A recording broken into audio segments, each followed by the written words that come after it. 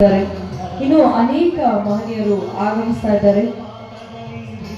Doctor Sukanya ಹಿರೇಮಠರವರು. ನಾನು ಪುಸ್ತಕದ ಬಗ್ಗೆ ಮಾತಾಡ್ತಿದ್ದೆ.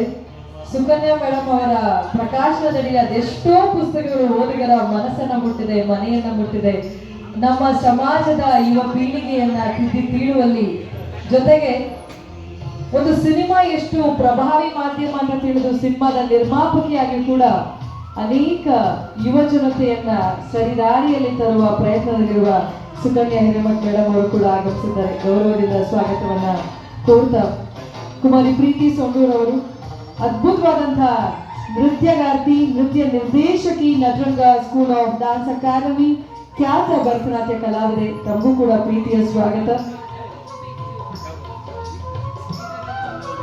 ನಾವು ಮೈಸೂರು ಕಡೆ ಒಂದು ಒಳ್ಳೆ ಕನ್ನಡ ಕಾರ್ಯಕ್ರಮ ನಡೀತಾ ಇದೆ ಅಂತ ಹೇಳಿದ್ರೆ, ಬಹುಶಃ ಆ ಕಾರ್ಯಕ್ರಮದ ರೂವಾರಿಗಳು ಯಾರು ಅಂತ ಕಣ್ಣು ಮುಚ್ಕೊಂಡು ಯಾರು ಬೇಕಾದ್ರೂ ಹೇಳ್ತಾರೆ.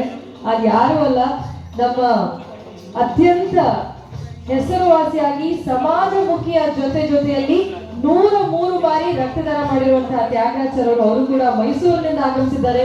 ಸಾಂಸ್ಕೃತಿಕ ನಗರದಿಂದ ಗೌರವದ ಸ್ವಾಗತವನ್ನ ಕೊಡ್ತಾ ಇದ್ದೀನಿ. ದಯಮಾಡಿ ಯಾರ್ಯಾರು ಬ್ಯಾಡ್ಜ್ ಅನ್ನು ತೊಡಸ್ಕೊಂಡಿಲ್ಲ, ಹಿಂದೆ ಬಹಳಷ್ಟು ಜನ ಮಹಿಳೆಯರಿದ್ದೀರಿ, ದಯವಿಟ್ಟು ಮೇಡಮ್ ಎಲ್ಲರೂ ಕೂಡ ಆಗಮಿಸ್ಬೇಕು. ಪ್ರಶಸ್ತಿ ಸ್ವೀಕಾರ ಮಾಡಕ್ಕೆ ಬಂದಿರೋರು ಅಷ್ಟೇ ಅಲ್ಲ, ಆಗಮಿಸಿದ ಎಲ್ಲರಿಗೂ ಕೂಡ ನಾವು ಬ್ಯಾಡ್ಜ್ ತೊಡಿಸುವ ಮೂಲಕ ನಾವು ಇಂದಿನ ಕಾರ್ಯಕ್ರಮಕ್ಕೆ ಸ್ವಾಗತವನ್ನ ಕೊಡ್ತೇವೆ. ಪೂಜಾ, ದಯಮಾಡಿ ಮಗು ನೀವು ಬಂದು ಬ್ಯಾಡ್ಜ್ ಅನ್ನು ಸ್ವೀಕಾರ ಮಾಡಿ.